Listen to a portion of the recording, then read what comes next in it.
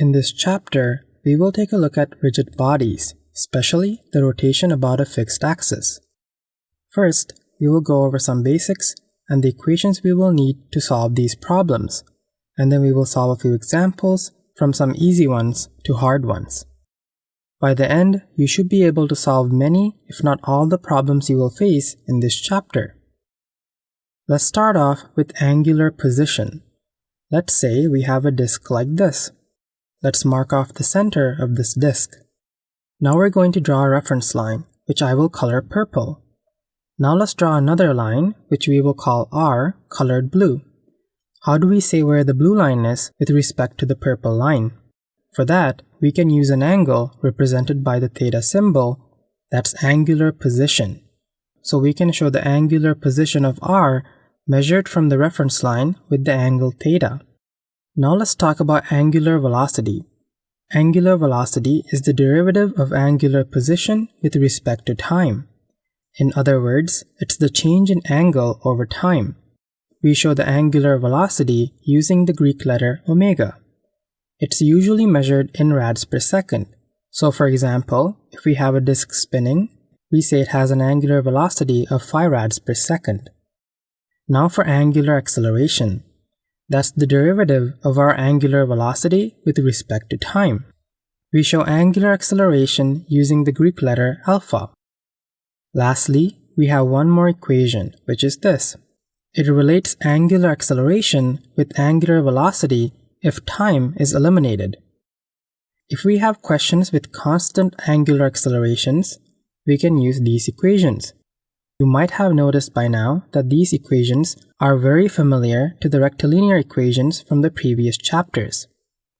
There are a few more equations to cover. Let's say we have a disk like this. It's spinning with an angular velocity of 5 rads per second. How do we calculate the velocity at a random point? Let's say point A. It's important to realize that when we say velocity, we aren't talking about angular velocity, but rather linear velocity, also called magnitude of velocity, measured in meters per second.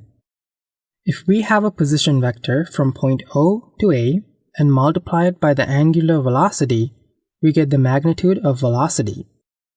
We can represent that using this equation. So we are multiplying the distance from the center to the point on the disk by the angular velocity. If we have everything expressed in Cartesian vector form, then we can find the magnitude and direction of velocity by taking the cross product of our angular velocity and the position vector. Now if we look at acceleration and we want to find the tangential and normal accelerations at point A, we can use these equations. So for tangential, we're multiplying the angular acceleration by the distance r. And for normal acceleration, we're multiplying the angular velocity squared by distance r. When it's in Cartesian vector form, we can find the normal and tangential accelerations using these equations. So the magnitude of acceleration in Cartesian form would be the addition of those two components. We can also write it like this, which is just the expanded form. Don't worry, we will use these equations in the examples we go through. Lastly, let's quickly discuss gear ratios. Imagine we have two gears of two different sizes. That means when one spins at a certain rate, the other spins at a different rate. How can we relate them together? We can do so by using the radius of each gear and their respective position, velocity, or acceleration. So we can use the following equations. In some problems, instead of rads per second, we're given values in revolutions. So we might say the disk spins 5 revolutions. Remember that 1 revolution is equal to 2 pi rad. So if we have 5 revolutions, then it's 2 pi multiplied by 5 revolutions, meaning 10 pi rad. Now that we got all of that out of the way, let's start off with some examples. In the very last example, we will cover Cartesian vector form as well. In this example, we need to find the magnitude of velocity and the normal and tangential components of acceleration at point A. First, we will find the magnitude of velocity. To do that, we need to figure out the angular velocity. So let's think. In the question, we're given the angular acceleration with respect to time, and we're given the initial angular velocity. That means we need an equation to relate angular velocity with angular acceleration. Well, we know angular acceleration is equal to the derivative of angular velocity with respect to time. Let's rearrange it. Now if we take the integral, then we can get the angular velocity. We know the initial angular velocity, which is 12 rads per second, and the time is from 0 seconds to 2 seconds. Let's solve. Remember, this is angular velocity, not the magnitude of velocity. To find the magnitude, we use this equation. So let's plug in the values we know. Solving gives us the magnitude of velocity. Now we need to find the normal and tangential accelerations. First, let's figure out the angular acceleration when t equals 2 seconds. So we just plug in 2 seconds into the equation given to us. Now that we know the angular acceleration, we can find the tangential and normal components. For tangential acceleration, remember, we use angular acceleration for that. For normal acceleration, we use angular velocity. All we need to do is use these equations and plug our values in. Remember, we're still looking at point A, so the distance from the center to point A is 0.5 meters. First, tangential acceleration. Now, normal acceleration. Remember to use the angular velocity we found before. Those are our answers. In this question, we have to determine the angular velocity of gear B after gear A spins 10 times. We see that unlike the previous question, the angular acceleration given to us is with respect to angular position instead of time. So to find the angular velocity, we need a new equation. One should pop into mind, which is this. If we take the integral, we can get the angular velocity. The lower bound for angular velocity is 15 rads per second when the angular position is equal to 0. Let's plug in what we know and solve the integral. We can now isolate for the angular velocity. So to use this equation, we need the angular position to be in rad, which means we need to convert the 10 revolutions into rad. Well, 1 revolution is 2 pi, which means 10 revolutions is 20 pi. Now we can plug it into our equation. Solving gives us the angular velocity of gear A. So this tells us that gear A has an angular velocity of 38 rads per second.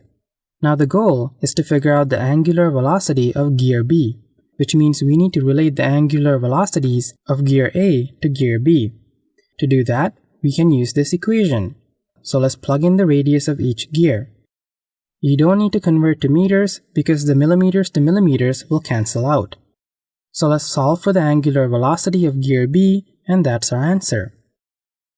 In this question, we need to find the angular velocity and angular displacement of shaft C. We can see that the angular acceleration of gear A is a constant. That means we can use the equations for constant angular acceleration. So first, we will figure out the angular velocity of gear A. For that, we can use this equation. Let's plug in the values given to us. So everything starts from rest, and we're trying to find the angular velocity when t equals 2 seconds. Let's solve. While we're at it, let's find the angular displacement too, since we will need it. For that, we can use this equation. Let's plug in the same values as before. Now it's just a matter of using gear ratios to figure out the angular velocity and angular displacement of shaft C. First, angular velocity. Also remember that shaft C is attached to gear B, which means whatever values we find for gear B applies to shaft C. Next, angular displacement. Solving gives us our answers. Let's look at one last example. We need to find the velocity and acceleration of point C, and we need to write our answer in Cartesian vector form. The first step we need to do is express the angular velocity in Cartesian form. Hopefully, these steps are familiar to you from your statics class. So first, we need a position vector from the origin to A. To do that, we need to write down the location of point O and A. For point O, it's at 0i plus 0j plus 0k. For point A, we see that it's at negative 0.3i plus 0.2j plus 0.6k. Now let's write our position vector from O to A. Next, we will find the magnitude. Now we can write a unit vector by dividing each term of our position vector by the magnitude. Almost there. All we need to do is multiply the angular velocity by the unit vector. We now have the angular velocity expressed in Cartesian vector form. Since we need to find all the answers at point C, let's write another position vector from point O to C. So where is point C? We see that it's at -0.3i plus 0.4j plus 0k. Now let's write our position vector. To figure out the velocity at point C, we can use this equation. We will take the cross product.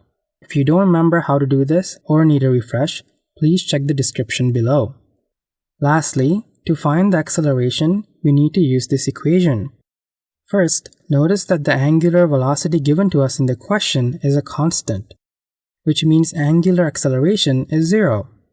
Now you will also see that we already figured out one part of this equation in the previous step. So really, we only have a small piece to figure out, which is this. We just need to plug in the values we know. Let's solve, which gives us our answer. That should cover the types of problems you will face in this chapter. Most of the equations you will use in this chapter are counterparts of the rectilinear equations from the previous chapters, so it should be easier to remember them. I hope this video helped, and thank you for watching. Best of luck with your studies.